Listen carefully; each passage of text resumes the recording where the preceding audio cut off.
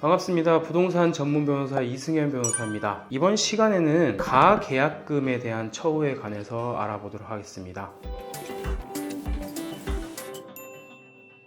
문제사안은 이렇습니다. 매도인과 매수인이 가령 5억 원 정도의 아파트를 매매하기로 하면서 계약서는 언제 쓰기로 얘기를 했지만 계약에 대한 다소간의 약속에 되는 금액으로 약 한 500만 원 정도, 10%도 안 되는 금액의 가계약금을 넣은 상태에서 계약서는 언제 쓰기로 했고 언제 만납시다 라고 한 이후에 매도인이나 혹은 매수인이 변심을 하였을 경우에 그 가계약금에 대해서 과연 돌려받을 수 있는지 또는 가계약금에 대한 그만큼의 위약금을 받을 수 있는지 라는 부분에 대해서 알아보도록 하겠습니다. 문제사안은 이럴 수 있습니다. 총 두 가지의 어떤 문제사안이 있을 수 있는데요. 첫 번째는 예컨대 아까 사안에서 5억 원의 아파트 매매를 하기로 약속을 한 상황에서 매도인이 약 한 500만 원 정도를 받은 상황에서 매도인이 이걸 너무 싸게 팔았다 라고 생각을 하는 겁니다. 그래서 언제 계약서 쓰기로 했지만 바로 다음날 그냥 내가 받은 500만 원 돌려주고 계약 안 할래요 라고 했을 때 매수인 입장에서 당연히 그 500만 원 돌려받고 끝내는 거지만 거기서 500만 원을 추가로 위약금을 받을 수 있냐라는 것이 첫 번째 문제가 되겠습니다.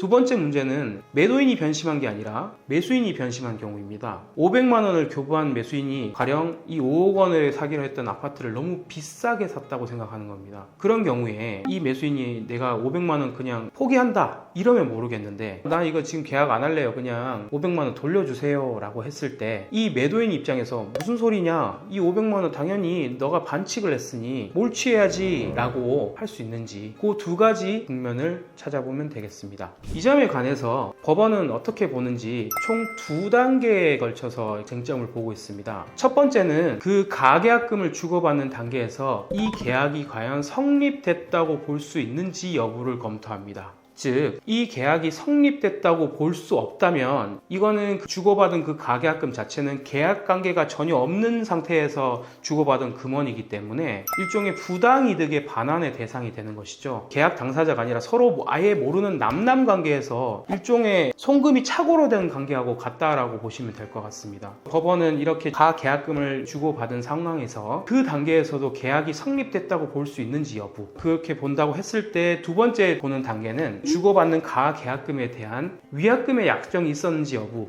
이 두 가지를 단계로 판단을 하고 있습니다. 법원은 이 계약이 성립됐다고 볼 수 있는 기준에 대해서 어떻게 보고 있냐 하면 첫 번째는 계약서를 작성했는지 여부를 보기도 합니다. 두 번째, 주고받은 가계약금의 그 금원이 전체 매매 대금에서 차지하는 비중, 그것이 어느 정도의 큰 비중이었는지 아니면 너무 과소하다고 봐야 되는지 여부에 따라서도 그 계약이 성립됐다 안 됐다라는 그런 판단 기준이 됩니다. 세 번째는 이게 가장 중요한 부분인데요. 우리 구두계약도 계약이다 라는 말씀을 들어보신 적 있죠. 판례는 이렇게 얘기하고 있습니다. 구두계약도 계약이라고 할 수 있지만 가령 매매계약에서 매매계약의 본질적인 사항에 대하여서는 합치가 있어야 된다 라고 판시하고 있습니다. 매매계약의 본질적인 사항이라고 한다면 매매계약의 목적물, 그리고 그 매도대금, 그리고 그 매도대금을 구체적으로 계약금은 언제, 중도금은 언제, 잔금은 언제, 이렇게 각 매매 대금별의 지급 시기를 정하는 부분, 그리고 매매 대금이 다 이전됐을 때 매매 목적물을 언제 인도할 것인지 하는 부분, 그리고 계약서를 언제 쓰기로 했는지 하는 부분, 이런 부분들이 매매 계약의 가장 본질적인 요소라고 할 것입니다. 그래서 구두계약도 계약이다 라고 할 수 있을 정도의 가계약금이 넘어가서 파기되는 상황에서도 그 상황에서도 계약이 성립됐다 라고 볼 수 있을 정도가 되려면 적어도 매매 계약의 본질적인 사항, 그 부분을 가장 중요하게 검토해야 될 것입니다. 그리고 또 하나 법원이 바라보는 부분은 무엇이냐면 가계약금이 넘어가는 경우에 우리가 통상 부동산 계약을 체결할 때 공인중개사를 통해서 계약을 체결하는 경우가 많은데요. 이런 경우에 있어 가지고 가계약금이 넘어갈 때 매수인에서 매도인으로 바로 이렇게 넘어가는 것이 아니라 중개사를 통해서 넘어가는 경우가 왕왕 있습니다. 그런 경우에서 법원은 이게 과연 가계약금을 넘어가는 단계에서 매도인이 과연 이 물건을 팔 의사로 돈을 지급받았는지 여부가 의심스럽다라고 판단하는 경우가 있기 때문에 이 가계약금을 지급함에 있어 가지고 매도인이 과연 이 가계약금을 수령하는데 진정한 의사로 어떤 수령했는지 여부, 그 부분도 하나의 사안이 됩니다. 가계약금 분쟁에 관해서 법원이 바라보는 두 번째 포인트는 위약금의 약정이 있었는지 여부입니다. 우리가 일전에 배웠다시피 위약금의 약정이 있다 문자라고 하는 것은 계약을 깨는 어떤 책임이 있는 사람이 무는 페널티라고 배웠습니다. 그래서 이 위약금이 약정이 있었다라고 보려고 하면 어떤 주고받는 가계약금을 위약금으로 한다, 또는 그 주고받는 가계약금을 손해배상의 예정액으로 한다 라는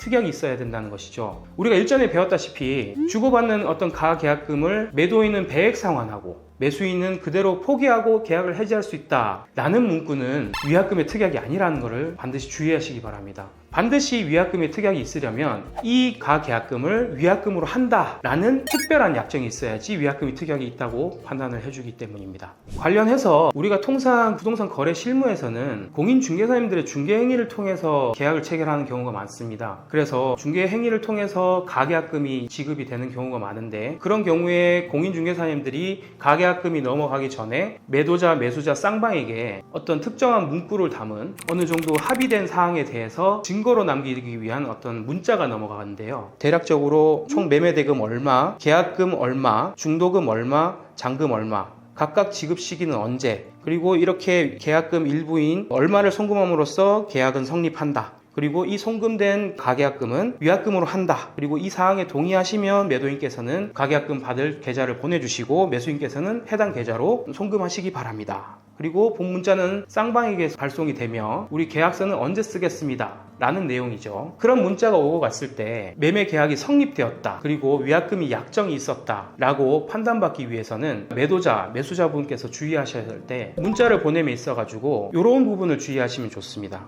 특히 각 매매 대금의 지급 시기가 어느 정도 특정되는 것이 좋습니다. 물론 가계약금 지급 시기에서는 계약금 지급 시기, 중도금 지급 시기, 특히나 잔금 지급 시기를 몇 월 며칠로 명확하게 특정을 할 수는 없지만 대략적으로 몇 월 며칠이라고 어느 정도의 가이드라인을 정해놓는 것은 매우 중요합니다. 그래서 문자를 주고받는 상황에서 그런 부분이 전달이 안 됐다면 우리 계약 당사자들께서는 매매 계약의 각 대금의 지급 시기를 구체적으로 어느 정도 며칠이라도 정해주세요 라고 요구를 하시는 게 좋을 것 같습니다. 두 번째, 가장 중요한 부분인데요. 아까 우리가 말씀드렸다시피 위약금의 특약이 있어야지 그 가계약금에 대한 위약금을 받아낼 수 있다고 했습니다. 그래서 어떤 송금된 이 금액을 위약금으로 한다라는 구절이 없으면 반드시 그 구절을 넣어달라고 요구해 주시기 바랍니다. 세 번째, 그리고 이 가계약금을 넘어가는 데 있어서 중개사에게 그걸 한번 확인하시기 바랍니다. 가계약금을 넘어감에 있어서 매도인께서 자기가 이 금액에 판다고 인지를 하고 이 가계약금을 받기로 하였는지 여부를 확인하시기 바랍니다. 네 번째는 만약에 그 문자에서 본 계약서를 언제 어디서 작성하겠다는 말이 없으면 그런 멘트도 같이 넣어달라고 요구하시는 게 좋을 것 같습니다. 그런 부분들이 전부 다 계약이 성립됐다, 그리고 위약금 약정이 있다라는 부분을 나중에 입증하기 위해서는 매우 중요한 사항이기 때문입니다. 자, 그래서 제가 앞선 서두에서 두 가지 경우를 말씀드렸죠. 가계약금을 수수한 단계에서 매도인이 변심하였을 때, 이런 경우에는 이 억울한 매수인이 매도인에게 자신이 교부한 가계약금 상당액을 위약금으로 청구할 수 있느냐 가 문제가 됩니다. 법원은 두 가지 단계를 본다고 그랬죠. 그래서 매매 계약이 성립됐다, 그리고 위약금의 특약이 있었다, 이렇게 된다면 가계약금 상당액의 위약금을 청구할 수 있을 것입니다. 하지만 매매 계약이 성립됐다고 볼 수 없다, 혹은 위약금의 특약이 없다 라고 본다면 매수인은 매우 억울한 상황임에도 불구하고 자기가 지급한 가계약금 외에 그 플러스 1배인 가계약금 상당의 위약금은 당연히 물을 수 없는 결과를 처하게 됩니다. 두 번째 경우입니다. 이런 경우에는 매수인이 뻔뻔하게도 자기가 교부했던 금액을 돌려달라고 하거나 이렇게 하는 경우가 많습니다. 당연히 매도인 쪽에서는 무슨 소리 하냐, 이건 몰치되어야지 라고 주장을 하는 경우인데요. 이 경우도 마찬가지입니다. 매매 계약이 성립되었다고 볼 수 없거나 혹은 위약금에 특약이 없다 그러면 도의에 어긋난 매수인임에도 불구하고 매수인은 자기가 교부한 가계약금을 돌려받을 수 있고 매도인은 당연히 그걸 몰취할 수 없는 그런 결과가 발생하니 영상을 시청하시는 분들은 이 쟁점을 잘 유념하셔서 계약에 임하셨으면 좋겠습니다. 오늘은 가계약금을 수수한 단계에서 매도인이 변심하거나 매수인이 변심한 경우에 그 가계약금 상당액을 위약금으로 물 수 있는지 혹은 몰취할 수 있는지 여부에 대해서 알아보았습니다. 다음 시간에는 실제 판결 사안에서 매도인이나 매수인이 변심했을 경우에 어떻게 법원이 판결을 내렸는지 부분을 살펴보도록 하겠습니다. 감사합니다.